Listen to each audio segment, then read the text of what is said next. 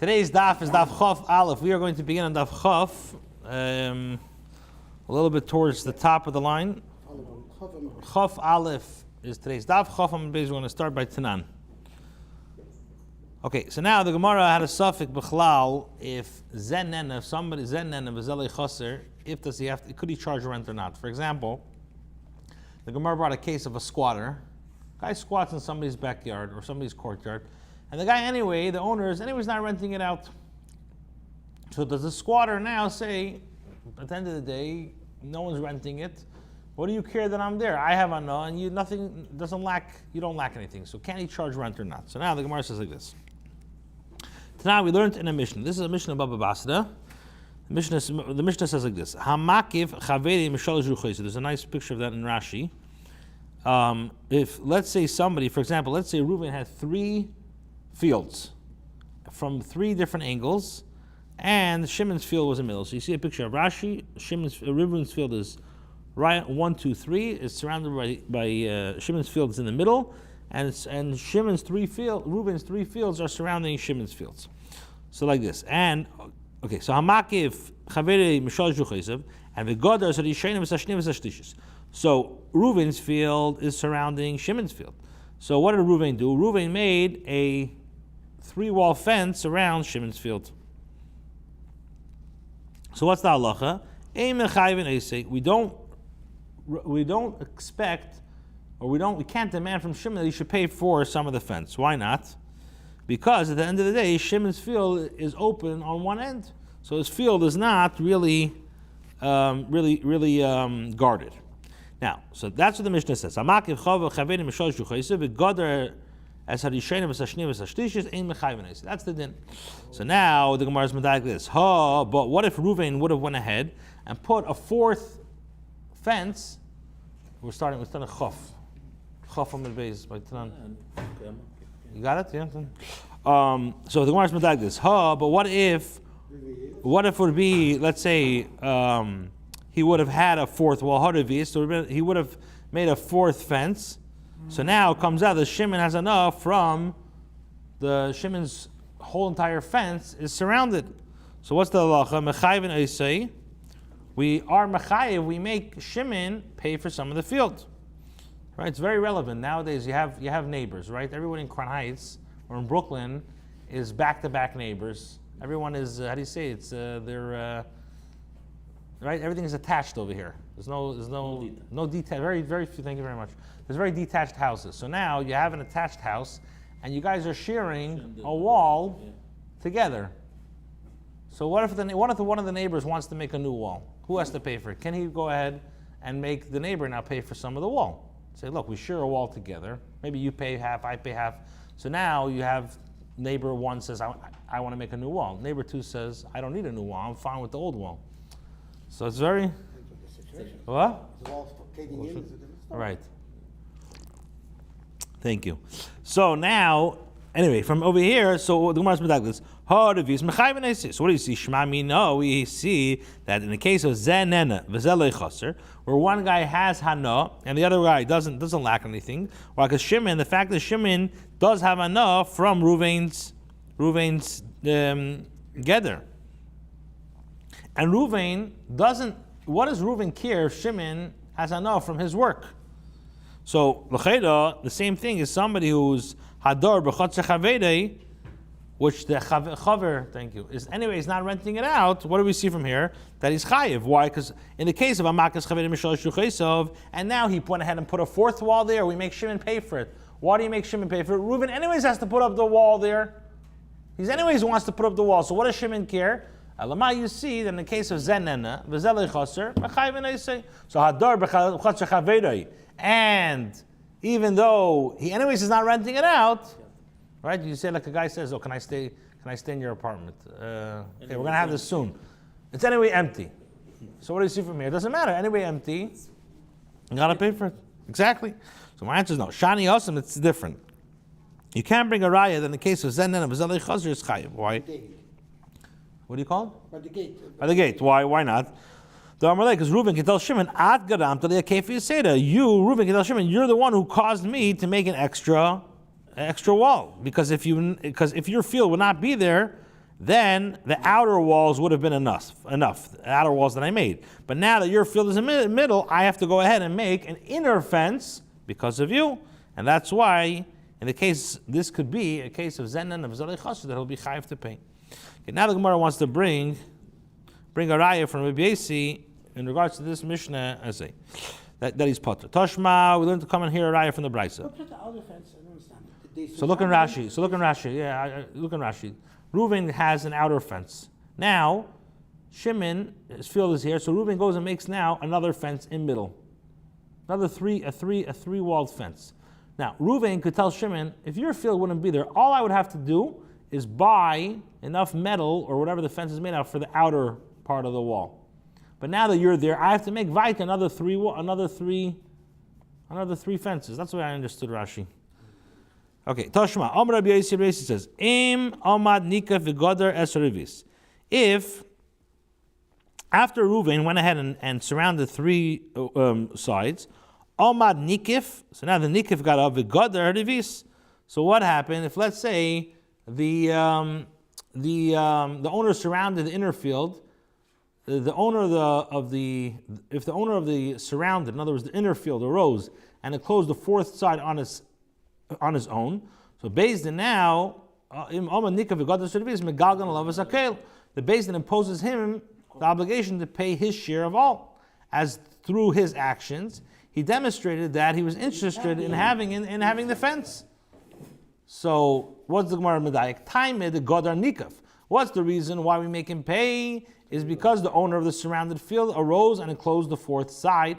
Ha makif, but had the owner of the surrounding field built the fourth fence on his own, then Potter would be Potter. So what do we see from this Brisa? Shema Mina, we see from here Zenena. In the case of Zenena, he has a no, Shimon has a no. And Reuven doesn't lack anything by Shimon using his fence. So we see that in cases over here, that Zenena B'Zelei Chaser is Potter. Why? And the only reason why he's Chayiv over there is because the Godar Nikif. If the Nikif would not go ahead and make the Godar, then he'd be off the hook. Gemara says no. Shani Hassam, over there it's case, the Amr Lake, Shimon could tell Reuven that Shimon could tell Shimon, you did not have to go ahead and make, let's say, a wall of stones, nice fancy, nice brickwork. For me, it's enough, a fence worth, a simple one, worth, let's say, a dinner, is sufficient. I didn't wish to pay for an expensive fence. Duvas machin, you want to go ahead and make an expensive fence? Okay, that's on you. So that's why over there, that's why in that case, we make him pay for some of it because he, that's why he's Potter. Why? Because he could say, I don't need to have such an expensive fence. Unless he builds a fourth wall, the same status. Right, then he has to pay, yeah. Because then he shows that he likes it. Okay.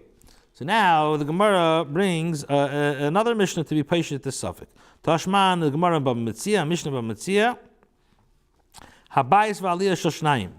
This is a case of if a house, you have a regular house and it's upper story, so you have a two family house. You have 1 story in the upper story, and so you have a Bayis v'aliyah shoshnayim. They bought a 2-family house. One guy lives on the bottom, and one guy lives on top. Now what happened? Shenaflu.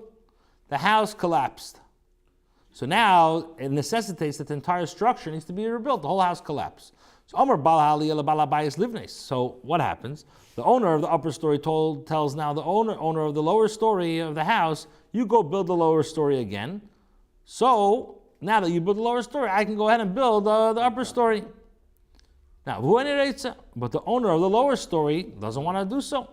So what's the din? The halach is the owner of the upper story could build the lower story of the house to live in it until the owner of the lower story, until the owner of the lower story will pay him for his expenses. And then only then he's required to vacate the lower story of the house and build the upper story. So that's the din. So Nachamo. This is a Mishnah. The Mishnah says you have a 2-family house, a Bayis v'aliyah of 2 people, it collapsed. The Bal Aliyah now tells, the guy on the second floor tells the guy on the first floor, you go build the house, and then I'll build my second part. The owner says, the first part says, absolutely not, I'm not building garnished. So the halacha is that the Aliyah guy can come build the whole house and squat there, kiviyachol, and be there until he pays the construction costs. Force him to pay. Okay, so now the Gemara learns from here. Over here, it's only the expenses of the owner of the lower story of the house that he has to go obligate to pay the guy who owns the guy who built the structure. But let's say the guy went ahead and lived there for 10 months. Let's say the owner of the upper story lived in the lower story for 10 months, forcing him to go pay. What's the din? He won't be chayiv to pay. Why not? Shemami, know what do you see from here? This is a case of zenena, because the upper guy now has a bigger house to live in, and v'zelei chaser. And the owner of the lower story doesn't suffer a loss. I don't know if it's bigger. I mean, you're talking two floors. You're not talking bigger. Bigger really be a different Allah. You're talking about the same. Yeah, but here the vort is. Here, it depends on the next. Right, but here the vort is. Maybe the guy in the lower story says, you know what? I don't need this property. I don't need the headache. So zenena, I guess, the one who what? They own it together. That's about. The owner of the lower story benefits from living in the lower story. The owner of the lower story didn't suffer a loss because he doesn't need it now. Obviously. Today it is a different story. Yeah. You have insurance, the insurance. Right. Talking about situation. But these you know, People people. taking insurance money you're running. You don't want to invest it. See, people are watching this share who are living in the West, they don't understand these halachas. But here in Brooklyn, it's very negea. Anyway, so what do we see? Zen and V'zalei is potter. So the Gemara answers and says, no, you cannot bring a raya over there because Shani Hasam over there is different. Why? The base of Aliyah Mishtabit. It's different there because the lower story of the house is subjugated now to the upper story. Because it's also the lower story is a foundation of the upper story, supporting it, and therefore the owner of the lower story of the house is obligated to provide like a lodging to the owner of the upper story in the interim. So how does the Gemara look at it? The Gemara looks at it a little bit differently. We're thinking the whole time that this is Zenan of Zli Chasr. The Gemara says no. The guy on the bottom needs to provide a support to the guy on top. The guy on top now says, I don't have a support. Okay, so I'm going to live here in the interim until you figure out a support for me. Tashma. Now the Gemara is going to bring another Mishnah. Rabbi Yehuda says, Av zeh adar b'chatzer chaveri. Also, somebody who lives on the top floor. What's the case over there? The case is, if you look in the continuation of the Mishnah over there, Rabbi Yehuda, he disagrees with the first Tana, and he holds that that the owner of the upper story is not allowed to reside in the lower story of the house without payment. So the halacha is, and this is what Rabbi Yehuda says. Rabbi Yehuda argues on the Tana Kamah and says, Af zador b'chatzer chaver shlemi daitoi. And he brings a raya. He brings a proof that the owner of the upper story has to pay rent.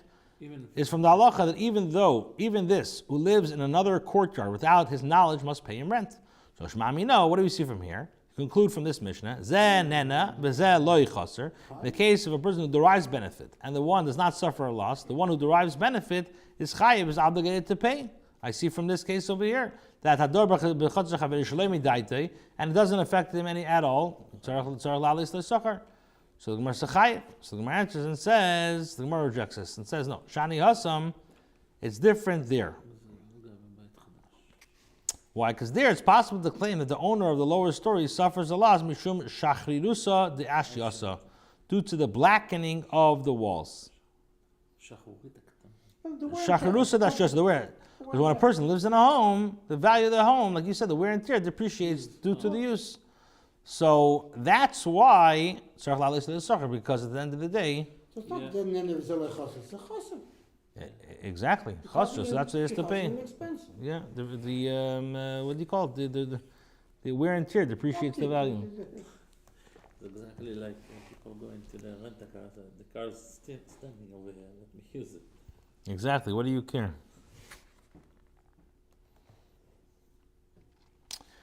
Sholchu beid abami. So this shaila was not successfully resolved.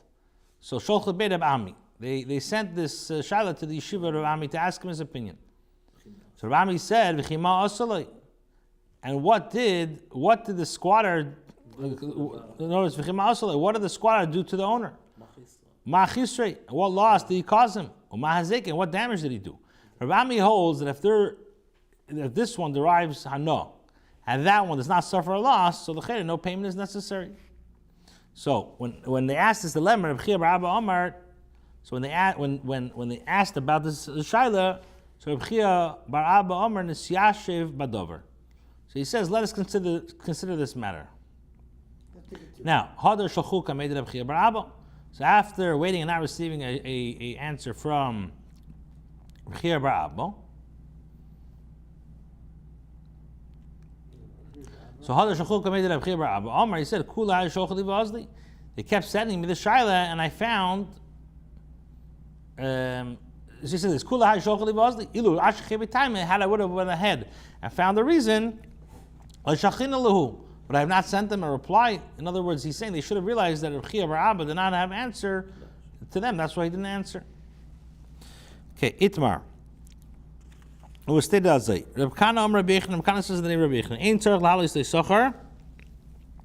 If somebody lives in the chutzner, he doesn't have to pay him rent. Rabbi Abo, Omer Rabbi Yechon, tzarich lahalis le'sochar. No, he does have to pay rent. Omer Papa, Hodar Abo. This Abo said that he has to charge rent.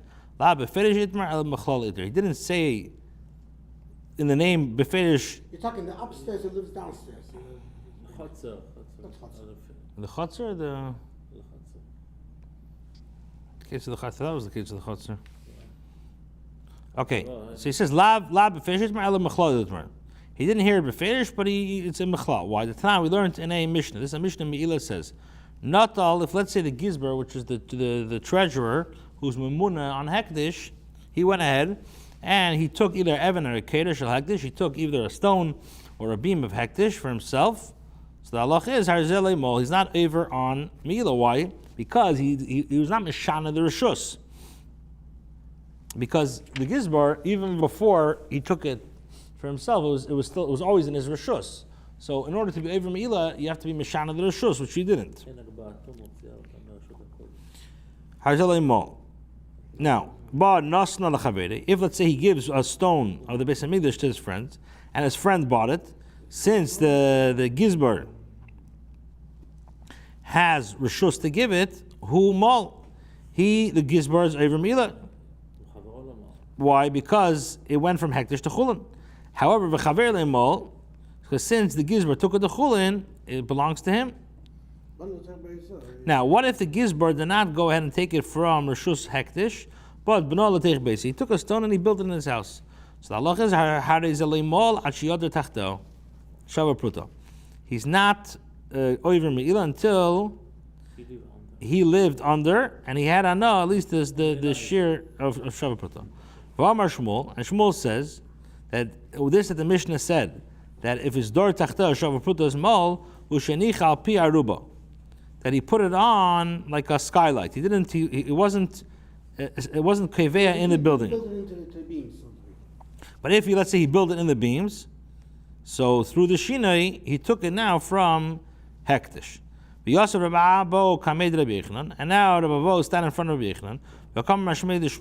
And he said this in the name of Shmuel. He says that why? Because when a person lives under it, the Shabbat Buddha, it's not midas hektish. And what do you see? That when it's not midas hektish, she's chayiv. V'shosak, Rabbi Yechon, v'shosak. And Rabbi Yechon kept quiet.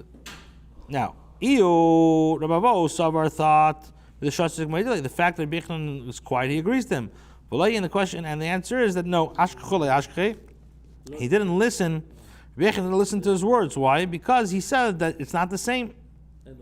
Because hektish, you can't say the idea of shalei midas, because there's always the shechina there. It's always the ibishters. He says that hektish shalei midas is, in other words, by hektish you always have das, because the time that it's the nichnas say hektish shechina, in the time that it's nichnas say hektish, Basically, the Shechina knows about it, so therefore you can't compare it. Sholchalei Rabbi bar Zavda the Mori bar Mori. Rabbi Abba bar Zavda sent to Mori bar Mar. Boy minei berev Huna. So he says like this: Rabbi Abba bar Zavda sent a message to Mori bar Mar saying that Boy bi'i minei berev Huna. Ask the following shayla before Rav Huna. Person who resides in another chutzner without the knowledge. At the end of the day, does a person who resides in another courtyard, does without the knowledge of the owner, does he need to pay him rent or not pay him back rent? So what happened? So that's what he told him. He says, ask him the shayla. In the meantime, before he responded to the question, Noch Nashi Rav Huna passed away. Amrei Rabba bar Rav Huna. So Rabba bar Rav Huna says, Hachi Omar Abba Mar Mishmei Rav. This is what our Mori says in the name of Rav. Ein etzar l'halas le'socher. One who rents a house from Reuven, he does not need to pay him rent. V'asoiche bayis meReuven, ma'ile socher l'Shimon. And he says, a person who rents a house from Reuven has to pay Shimon. So the Gemara asks right away, Shimon maya vidite.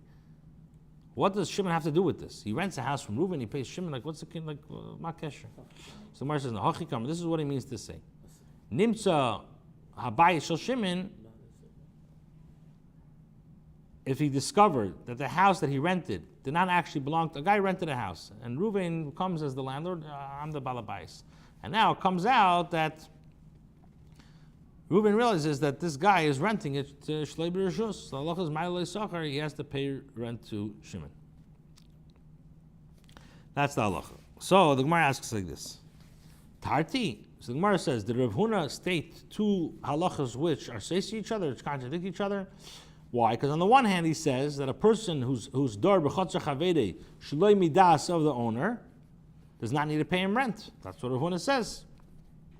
But on the other hand he says that if it's discovered that the true owner of a rented house was someone else, and therefore the tenant was living in another chutzner without the owner's knowledge, he's obligated to pay him rent. So Hadar b'chatzar chavei shlei midas Rav Huna says that ain't tzarich l'halas socher, but he says on the other hand that if you pay the wrong guy rent, so you have to go ahead and make sure to pay the right guy the rent. So why? What's the difference between the two? So my answer is no, it's not a stira. Ha the kaima la'agra, the second halacha which states that he's obligated to paying rent is referring to a chutzner that stands to be rented out. So it stands to be rented out, you have to pay for it. Ha the kaima la'agra, the halacha which stated that he's not obligated to pay rent is referring to a chutzner that does not stand to be rented out. And V'aseicher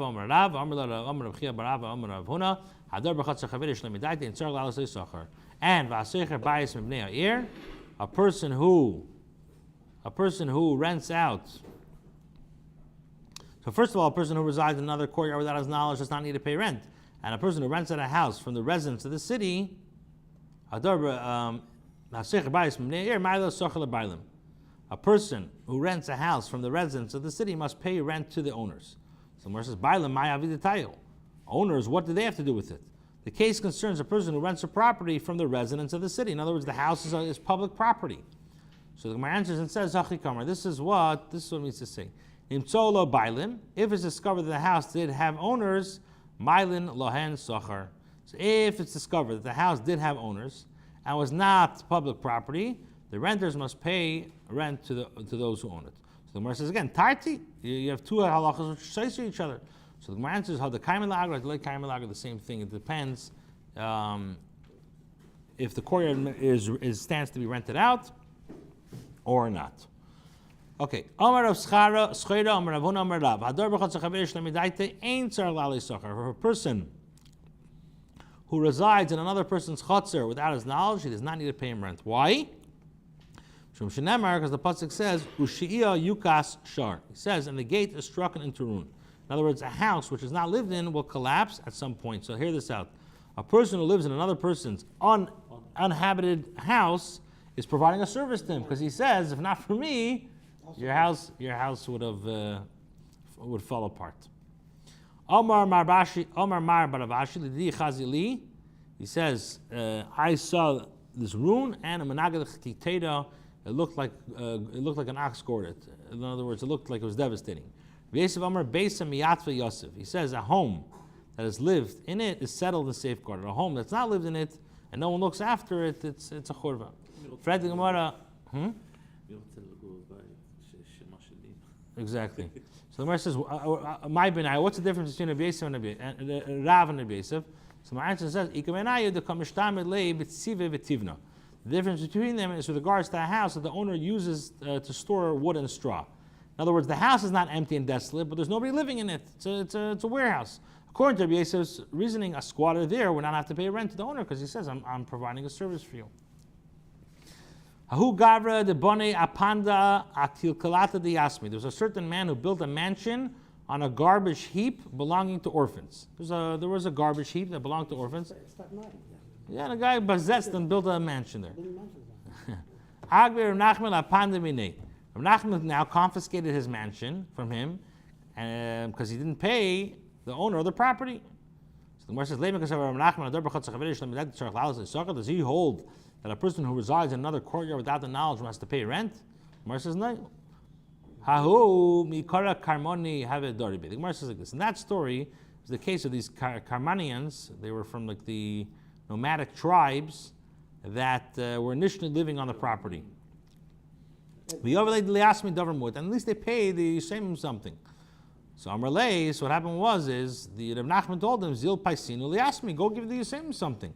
And he didn't listen. So Rav Nachman now confiscated his mansion from him. Okay, then the Mishnah said, under what circumstance does the owner of the animal pay the benefit of this animal derived? So if you remember, the Mishnah said, if the animal ate produce, let's say in public square in the area before the storefronts, so the owner of the animal has to pay, even though Rosh Hashanah is potter, he has to pay what he benefited. If the animal ate from food places at the side of the public square, which is not public, so the owner of the animal has to pay what it damaged. And right. And this is the halacha, like and we look at it like he was, like you said, he was great in B'Rishus HaNizek. Now Amar Rav said, when the Mishnah says that the owner of the animal pays for what damaged, b'machzeres, it's referring to where the animal turns its head to reach the food, but the animal itself is standing completely inside the Rishus HaRabim and eats while it's standing there. And Shmuel Amar, no, afilu machzeres nami potter. If he's standing in a Rishus HaRabim and it turns its head to eat from food placed at the side of the public square, the owner is potter. Why? Because the fact is, where's the owner? Where's the animal? No animals in the Rishus HaRabim. According to Shmuel, how do you find a case in which the owner is chayav to pay for all the damage caused when the animal ate from food placed at the side of the public square? The shavakta lirvacha. When an animal leaves the public square, and goes and stands at the side of the public square and eats the food stored there. So in that case, its owner certainly pays for its damage, and as this area is comparable to the property of the Rishus HaNizek. Some say that the halacha as an independent machlekes and not as an explanation of the Mishnah. Machzeres, if an animal is standing in a Rishus HaRabim and turns its head to eat from food placed at the side of the public square, so Rav Amar Chayev is Shmuel Amar P'tura. Shmuel, according to Shmuel, with regards to the Mishnah that its owner pays for what is damaged, how could you find a case in which the owner is chayiv? Example, the animal leaves the public square and goes at the side of the public square and eats the food stored there. Maser Rav Nachman has to shaila mipesach hachanus. Mipesach hachanus mashalamis mashenenes hechem mishkachas la. So like this, the Mishnah says that if the animal ate produce from the entrance of the store, its owner pays for the benefit that the animal derived, as the status of a store entrance is like Rishus HaRabim. So how could he find this circumstance? It says pshita b'machzeres. So it's obvious that the discussion in the case concerns an animal that turns its head from the Rishus HaRabim at the entrance of the store. Only what is nena, but not what he damaged. So my answer is who that Rabbi Yitzchak asked the Shaila, and he resolved it by explaining that the case in the Mishnah is talking about the Kaima B'Kenen Zavis is located on the corner and it's situated in a way that some of the produce there would be in the animal's path as it turns the corner, and therefore the animal would not need to turn its head away from the Rishus Harabim in order to eat it. In the case of Machzeres, everybody agrees it's chayav ki pligi b'maktzeh makim Rishus Harabim. They disagree in the case where one allocates space from the property as he doesn't have use for it, and he adds the space to the public domain. Vachi itmar amar Rav loishan al Machzeres, that the machlekes is only in the case where his animal turns its head in Rishus Harabim square, as this area is categorized as Rishus Yochid. But if one allocated some space from his property and added it to the Rishus Harabim and damage happened there, then Ptura is Potter. Shmuel Amar afilu maktzeh makom Rishus Harabim, he'll be chayavis. So the Gemara says, Leima bebed Rishus Kamiflagi. Should we say that they disagree to damage classified as bur, that one dug inside one owns domain and therefore made it hefker? So Rabu says that it's potter. Rabu Amar potter kasar bar b'rishus is chayiv. So similarly, the produce is viewed as Rishus Harabim, and the animal owner should be potter. Shmuel Amar chayiv kasar bar b'rishus Harabim potter. So the Gemara says no. Amar Rav. Rabu says I can tell you ba'alma bar b'rishus potter. I can tell you that usually, if one digs a pit within his own property and then he makes it hefker, so he's potter. He says it's not at all in your power to bring your produce close to the Rishus Harabim and to also hold my ox liable for eating it. Shmuel tell you usually a ber b'rishus is chayiv. Granted, it's possible to say that he was not aware, meaning the injured party was not thinking about the possibility that there may be a pit there and he could cause him harm, and therefore the person who dug the pit is chayiv. But with regards to the produce, could a person say that it was not an animal, the animal was not aware of it? He sees it and he went for it. So the Gemara suggests, shall we say that the machlekes of turning the head and eats the produce at the side of the road is it says if a person ate produce from the public square, so the owner pays for the benefit that the animal derived. But from the tzad, it pays what it damaged. That it's not typical for an animal to eat in the Rishus Harabim, but only to walk there. So therefore the owner is chayiv. So Rabbi Yossi and Bava Kamah, Rabbi Yossi and Bava Kamah are the same things. And where it says Ela Machzeres Yikam Benayum, turning is the different. Bava Kamah Savar Machzeres not Mishal Mashanenis, and Rabbi Yossi Savar Mishalemes Masha Zika. He pays what he damaged. Mar says no. It's Kulam Machzeres. Everyone agrees that the halacha in the case of the animal that turns is either Kirav Ikushmo V'Hacha B'Vir B'Stei Acher Kamiflagi. Here they're arguing in Pshat of Bir B'Stei Acher, which render the owner of the animal liable for damage classified as eating. Marsav Bir B'Stei Acher V'Lei B'Rishus Harabim, Marsav Bir B'Stei Acher V'Lei B'Rishus Hamazik. So the Gemara says B'Rishus Hamazik Leimo Peidach B'Rishus Hamaybai. Why are you saying that the machlekes is that in the domain of the damage? He could say, let the owner of the animal say to the owner of the produce, what is your produce doing on my property? The ilfa of Rabbi Ishia ikaminaya. Rather, you must say the difference between them is with regards to between ilfa and Rabbi Ishia concerning an animal that ate produce from the back of another animal, as we learned yesterday. The mayor holds that one is never chayav for damage classified as eating in Rishus Harabim, even if the animal ate from the back of another. And Rabbi Ishia holds that if he ate the back of another animal, it's equivalent to eating the property of Rishus Hanizik. Okay, tomorrow we'll start from the Mishnah.